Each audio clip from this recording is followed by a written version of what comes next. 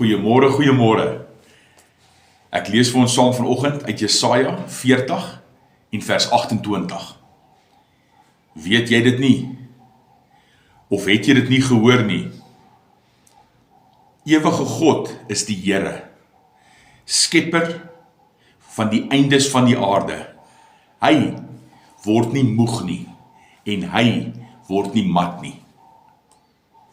En daar is geen deurgronding van sy verstand nie.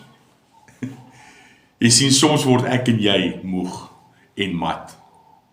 En ons kyk hier en ons kyk daar en ons soek net krag en energie om deur die dag te kom, om of oor hierdie berg te kom. Maar weet jy dit nie? Het jy dit dalk vergeet en dit nie gehoor nie? Dat hy word nie moeg en mat nie. So ek en jy het nie nodig om te gaan soek en te werk vir krag nie. Ons Vader gee vir ons die krag om oor hierdie berg te kom.